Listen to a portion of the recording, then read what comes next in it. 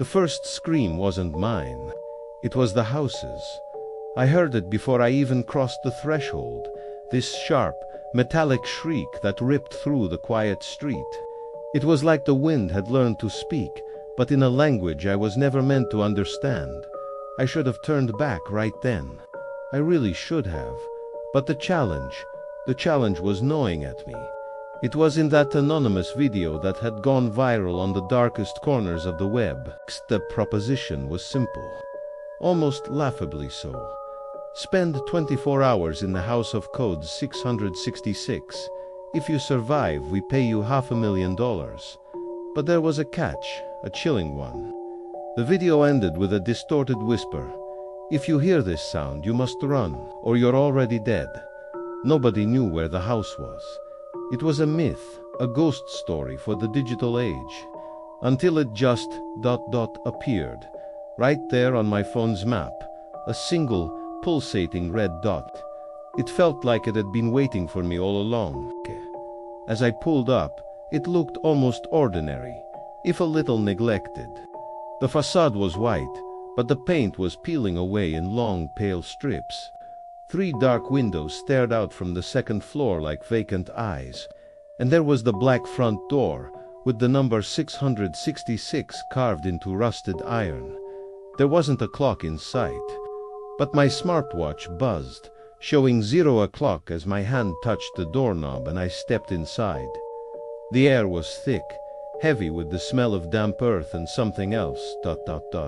something like burnt meat. I pushed the door closed behind me. There was no click, no sound of a latch catching. It just sealed itself shut, plunging the entryway into near silence. I glanced at my phone. No signal.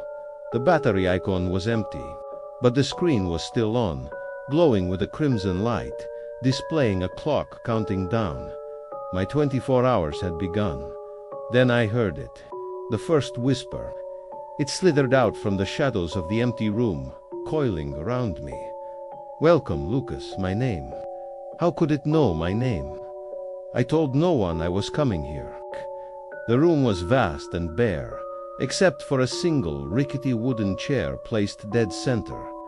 Opposite it, an old television flickered with static. As my eyes adjusted, I thought I saw something in the swirling snow on the screen. For just a fraction of a second, I saw my own face staring back at me, ... But the eyes were hollow, empty sockets. I spun around, my heart hammering against my ribs. The chair was no longer empty. Someone was sitting in it. No, not someone. It was me, a version of me, slumped and lifeless.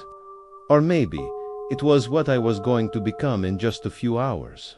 This other me slowly lifted a hand and pointed a single, trembling finger towards the ceiling. I looked up. The wooden beams overhead were draped with something that looked like vines, but as my eyes focused, I realized they were audio cassette tapes. Hundreds of them, hanging by their unspooled ribbons. One of them started to move on its own, writhing like a snake before detaching and falling right at my feet.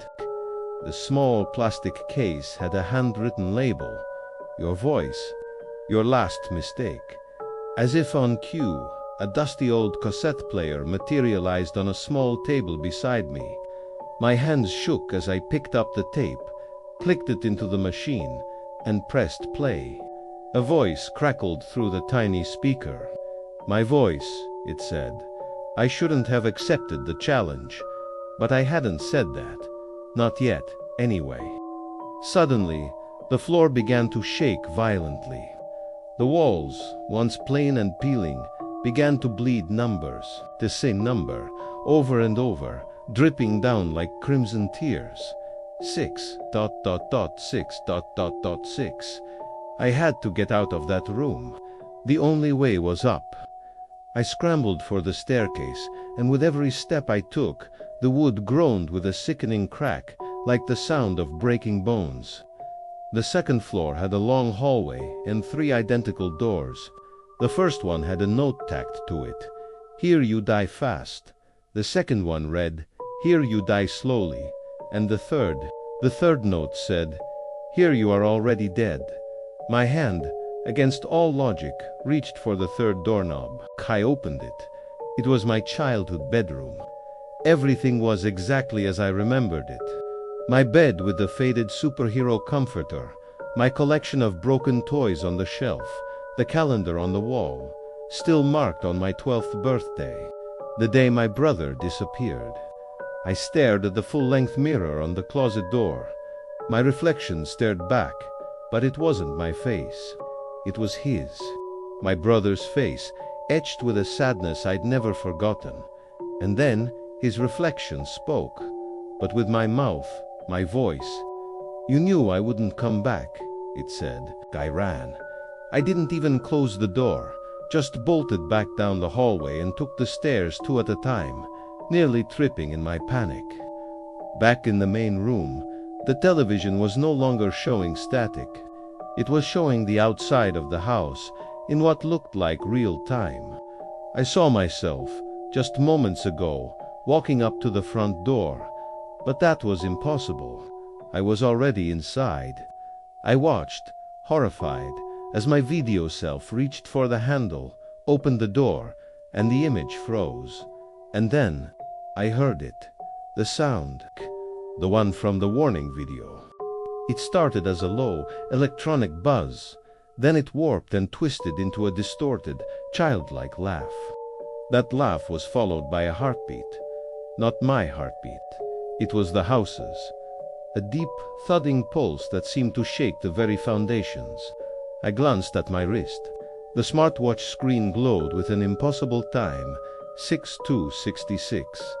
The lights flickered, died, then flared back to life, and in that instant everything had changed. The ceiling was lower, much lower. It was pressing down on me, and I could feel something breathing on the back of my neck. Cold, ragged breaths. Sigh, I didn't turn around. I knew the rule, the unwritten one. In the house of 666, what looks at you chooses you. I fled towards the basement, the only place I hadn't been. The door was at the back of the house, almost hidden, its surface covered in a layer of what looked like burnt Hebrew symbols. I clawed at the edges, my fingernails splintering, and pried it open. The smell that billowed out was of ozone and decay. Inside, it was a tomb of forgotten sounds. Hundreds of old tape recorders were stacked on shelves, all of them playing at once. I could hear the last words of those who came before me, a cacophony of terror. "Run, don't look back. It's not real. I'm not alive anymore." I searched desperately for a way out, but the basement was a stone box. No windows, no other exits. Just a single metal door at the far end. It had a keypad, and 3 spaces blinked expectantly. Underscore, underscore, underscore. I didn't even have to think. My fingers, as if guided by an unseen force, typed in the code. 666. With a heavy groan, the door opened. Beyond it lay an endless hallway, its walls lined with mirrors. As I walked, my reflection changed in each one. I saw myself aging rapidly, 20, 30, 40, 60. My skin wrinkling, my hair turning to dust, until I was just a skeleton walking in my own clothes. At the very end of the hall, a figure stood with its back to me. It was dressed in black and held a large hourglass. The sand inside was blood red, and it was falling upwards, defying gravity. I drew closer, my steps echoing in the unnatural silence. The figure turned. It was me, an older, withered version of myself, my future self. It spoke, its voice a dry rasp. "You already lost," it said. The challenge wasn't surviving 24 hours. The challenge was not coming in at all. I looked at my watch. The red numbers flashed. 23 hours, 59 minutes and 59 seconds. 1 second left. The money, the escape, it was all just 1 second away. But then the sound returned. Louder than ever before. Closer. It wasn't in the house anymore. This time it was coming from inside my own chest. My heart was no longer beating. It was pulsing to the rhythm of the code. 6 dot dot dot 6 dot dot dot 6. The clock struck midnight. 24 hours. I had survived, but there was no prize, no exit, no money.